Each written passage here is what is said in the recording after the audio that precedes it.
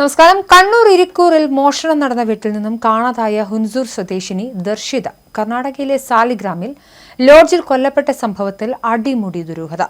എന്തിനാണ് ദർശിതയെ സിദ്ധരാജ് കൊലപ്പെടുത്തിയതെന്നോ ദർശിതയുടെ ഭർത്തൃവീട്ടിൽ നിന്ന് കാണാതായ സ്വർണത്തെക്കുറിച്ചോ പണത്തെക്കുറിച്ചോ വ്യക്തത വരുത്താൻ കൊലപാതക കേസ് അന്വേഷിക്കുന്ന കർണാടക പോലീസിനോ മോഷണക്കേസ് അന്വേഷിക്കുന്ന കേരള പോലീസിനോ കഴിഞ്ഞിട്ടില്ല. കർണാടകയിലെ സാലിഗ്രാമത്തിലെത്തിയ ഇരിക്കൂർ സ്റ്റേഷനിലെ പോലീസ് ഉദ്യോഗസ്ഥർ സ്ഥലത്ത് അന്വേഷണം നടത്തുന്നുണ്ടെങ്കിലും കാര്യമായ പുരോഗതിയില്ല എന്നാണ് വിവരം. കൊലപാതകം നടന്നത് കർണാടകയിലായതിനാൽ കേരള പോലീസിന് അന്വേഷിക്കുന്നതിൽ പരിമിതികൾ നേരിടുന്നുണ്ട്. സിദ്ധരാജുവിനെ ചോദ്യം ചെയ്യാനായാലേ കൂടുതൽ കാര്യങ്ങൾ വ്യക്തമാകൂ. റിമാൻഡിലായ സിദ്ധരാജുവിനെ കസ്റ്റഡിയിൽ കിട്ടാൻ കോടതിയെ സമീപിക്കാൻ ഒരുങ്ങുകയാണ് കേരള പോലീസ്. റിമാൻഡിലായ സിദ്ധരാജുവിന്റെ മൊഴി വിശ്വാസത്തിലെടുക്കാൻ കർണാടക പോലീസും തയ്യാറായിട്ടില്ല. ദർശിത ഭർത്താവിനൊപ്പം വിദേശത്തേക്ക് പോകുമെന്ന് പറഞ്ഞതിനാലാണ് കൊലപ്പെടുത്തിയെന്നാണ് സിദ്ധരാജു പോലീസിനോട് പറഞ്ഞത്. വിദേശത്ത് പോകാൻ തയ്യാറെടുത്ത യുവതി എങ്ങനെ ഭർത്തൃവീട്ടിലെ പണവും സ്വർണവും മോഷ്ടിക്കുമെന്നതാണ് ഉയരുന്ന ചോദ്യം. മാത്രമല്ല, മകളെ വീട്ടിലെത്തിച്ച ശേഷം കാമുകനൊപ്പം യുവതി ലോഡ്ജിൽ മുറിയെടുത്തതും സംശയകരമാണ്. ദർശിതയുടെ ഭർത്താവ് സുഭാഷിന്റെ കല്യാട്ട വീട്ടിൽ നിന്നും 30 പവനും 4 ലക്ഷം രൂപയും നഷ്ടമായെന്നാണ് പരാതിയിൽ പറയുന്നത്. എന്നാൽ സിദ്ധരാജുവിന്റെ പെരിയപട്ടണത്തെ വീട്ടിലെത്തി പരിശോധിച്ച പോലീസിന് മുക്കുപണ്ടം മാത്രമാണ് ലഭിച്ചത്. 2 ലക്ഷം രൂപ വിരാജ്പേട്ടയിൽ വെച്ച് ദർശിത തനിക്ക് തന്നതായി സിദ്ധരാജു മൊഴി നൽകിയിട്ടുണ്ട്. കൂടാതെ പലപ്പോഴായി 80,000 രൂപയും നൽകിയിട്ടുണ്ടെന്നും പറഞ്ഞു. എന്നാൽ പണം കണ്ടെത്താൻ പോലീസിന് സാധിച്ചിട്ടില്ല. സിദ്ധരാജുവിന്റെ വീട്ടിൽ നിന്ന് കണ്ടെത്തിയ മുക്കുപണ്ടം ദർശിത നൽകിയതാണോ എന്ന് ഉറപ്പില്ല.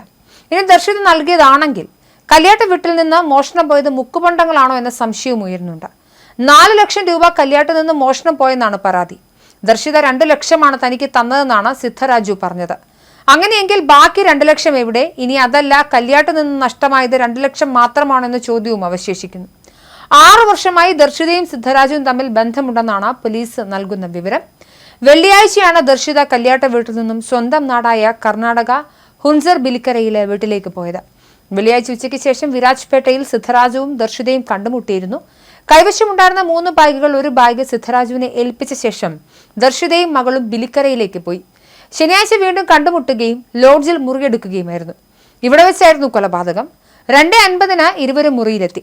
2:54 മുറിയടച്ച് സിദ്ധരാജു പുറത്തുപോയി.